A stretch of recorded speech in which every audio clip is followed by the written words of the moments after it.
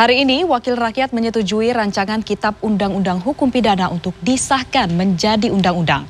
Pengesahan ini berlangsung di tengah banyaknya kritik dan juga protes terhadap isi dalam RKUHP yang dianggap bermasalah, seperti pasal tentang penghinaan terhadap presiden dan lembaga negara, hingga pasal tentang perzinaan dan juga santet. Kita simak bersama laporan khas redaksi berikut ini. Pasal-pasal tersebut terdapat 17 pasal yang akan menindas. Telah bersepakat untuk menyelesaikan pembahasan dan menyetujui agar tentang KUHP dapat dibawa dalam rapat paripurna ini untuk penanganan sesuai. Sejak Senin, kelompok masyarakat di sejumlah daerah melakukan aksi protes menolak pengesahan rancangan Kitab Undang-Undang Hukum Pidana RKUHP karena dinilai sejumlah pasalnya bermasalah. Di Jakarta, ratusan orang yang tergabung dalam koalisi masyarakat sipil melakukan demonstrasi di depan gedung DPR RI di Jalan Gatot Subroto.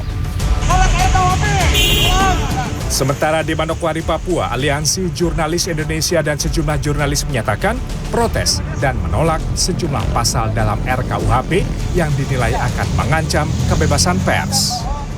Meski masih menuai polemik, Selasa pagi dalam rapat paripurna yang hanya dihadiri 60 orang secara fisik dan 237 orang secara virtual, mayoritas anggota DPR setuju rancangan KUHP disahkan. Sementara salah seorang anggota DPR yang tidak setuju rancangan KUHP ini disahkan, yakni Iskan Kolbalubis. Anggota fraksi PKS ini menilai sejumlah pasal yang disahkan terdapat pasal karet, seperti pasal penghinaan presiden dan wakilnya serta pasal penghinaan terhadap lembaga negara. Jadi saya meminta supaya saya nanti akan mengajukan ke MK ini pasal ini. Saya sebagai wakil rakyat, saya nggak penting mau sudah diputuskan di sana, nggak penting. Baik, kalau begitu. Sebentar, kasih saya waktu dulu. Catatan sudah kita terima karena fraksi PKS sudah sepakat dengan catatan. Saya wakil rakyat. Sudah kita terima. Catatannya sudah kita terima. 3 menit hak saya. Tapi disepakati oleh fraksi 3 menit PKS. hak saya bicara. Jangan kamu jadi diktator di sini. Ini Anda. Saya akan ajukan ke MK.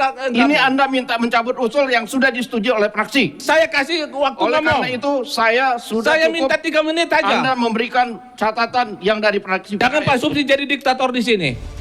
Selain pasal soal penghinaan presiden dan pasal penghinaan lembaga negara, ada sejumlah pasal yang menjadi perbincangan publik. Di antaranya soal perzinahan. Dalam RKUHP, pelaku perzinahan bisa dipenjara 1 tahun. Selain itu, yang menjadi kontroversi dan baru adalah pasal tentang santet. Dalam pasal terkait santet ini, disebut setiap orang yang menyatakan dirinya memiliki kekuatan gaib, lalu memberikan jasa untuk orang lain hingga menimbulkan penyakit dan kematian, pelakunya bisa dipidana 1,5 tahun penjara.